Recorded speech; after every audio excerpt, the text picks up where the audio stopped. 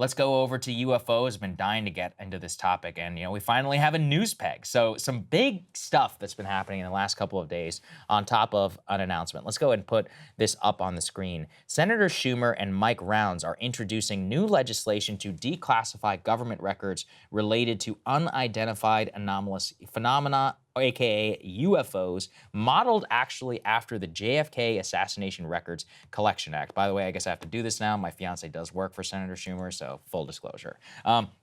But whenever we're looking at this legislation, the most important language is one that jumps out immediately, and that is specifically about, quote, non-human intelligence. So let me read directly from the text of the bill here. The term non-human intelligence means any sentient, intelligent, non-human life form, regardless of nature or ultimate origin, that may be presumed responsible for unidentified anomalous phenomena or of which the federal government has become aware. So specifically written in the text. Now, in terms of the UAP phenomenon, here's how they describe it, quote, means any object operating or judged capable of operating in outer space, the atmosphere, ocean surfaces, undersea, lacking prosaic attribution due to performance characteristics and properties not previously known to be achievable based upon commonly accepted physical principles.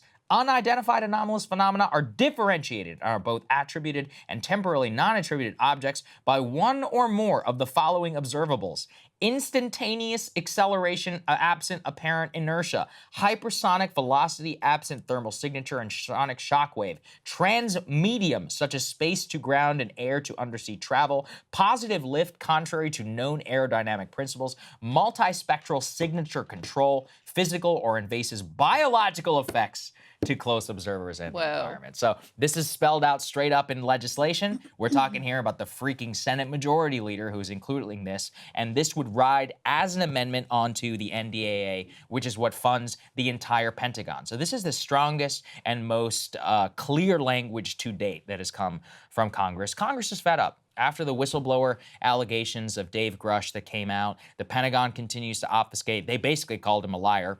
We'll see. I absolutely don't think so, considering what the even Inspector General of the intelligence community said about him, said that he has credible and highly sensitive and timely allegations that are being put forward. You can go watch the interview that he did with Ross Coulter yourself if you want to judge for how credible he is. I found it incredibly compelling. But put that aside. Now we're talking here about actual Congress and hearings, putting people under oath. So let's go to the next part here, please, where the White House was actually asked about this yesterday, and the spokesperson himself, John Kirby, had this to say. Some of these phenomena we know have already had an impact on our training ranges. For when pilots are out trying to do training in the air, and they see these things, they're not sure what they are, and it can have an impact on their ability to perfect their skills. So it already had an impact here, and we just want to better understand it. Now, we're not saying what they are or what they're not. We're saying that there's something our pilots are seeing. We're saying it has had an effect on some of our training operations, and so we want to get to the bottom of it. We want to understand it better. So, yes. You want to understand it better. On top of that, Krystal, we got some big news here. Let's go ahead and put this up there on the screen. The House Oversight Committee will hold a hearing on UAPs. This is from Representative Tim Burchett on Wednesday, July 26th. So that's going to be next week. Already doing some planning and some interesting stuff that'll be happening. Now, in terms of that hearing and who's going to testify, there's still a lot of questions about it. According to Ross, quote, Representative Andre Carson, we've played actually some clips about him before. He was the first UAP hearings that were held in Congress. He's a Democrat from New York. He says that he would actually love to get Dave Grush to the hearing before the House Permanent Select Intelligence Committee on Intelligence, but, quote, he is currently in the minority. So we'll see how that works. So we don't yet know who the witnesses are going to be before the Oversight Committee. I should also note, Burchett himself, he's a believer. This guy knows a lot about Roswell, the history, so he's been one of the people pushing for this behind the scenes. But overall, I would say that this is a victory in terms of getting transparency and answer from these lawmakers. I mean, to have the Senate Majority Leader put a rider like that in Congress is just extraordinary. I mean, you heard the terms that I used Right, it hopefully will become literal law of the United States. So to have that out in writing and demanding answers, that's pretty big. So I have a few questions for you. So with that whole list that you read off that's in the amendment here, Right. that, transmedium, biological effects, and supersonic, hypersonic speed, or whatever, like, where does that come from? They come. You mean in terms of where do they get that particular it gets list from from? reports. I mean, we've played a lot of video here before about that show some of these alleged incidents. Not exactly, but in terms of the witness reports that have come out from Ryan Graves, from David Fravor, and a lot of them report objects that appear to defy the laws of physics that you can see that are on video. Transmedium is one that's been reported for a long time from people in the U.S. Navy and in the U.S. Air Force, specifically being able to go sea to air almost seamlessly. And in some cases, even reporting seeing things that were under the ocean. And transmedium actually would make sense if you had some sort of, not even propellant, because that's probably the wrong way to think about it in terms of the way that these things move. But it would make sense in terms of the way that something that does defy the current laws of physics would have to be able to theoretically move between these. And the medium itself, air or sea, should not matter, as it would to like a conventional jet engine. That's where they get the term from. The thing with Kirby is confusing to me, because he probably has like the highest classification level you could possibly have. So doesn't he already have access to everything there is to know about this? But I don't think it's true. I mean, that's what Dave Grush really should. I mean, look, I know a lot of people who have very, very high top secret clearance. And one of the reasons why it's called TSSCI, top secret compartmentalized information, is because it's compartmentalized. It's a need to know program. So, I mean, I've said it before. John Podesta, who's a freaking White House chief of staff, they have something, I believe it's called Yankee White. That is the highest clearance that you can get whenever it's the president of the United States and core national security people around him. He tried to find out and they wouldn't tell him. So if he's the one who's trying to find out, what are you supposed to do?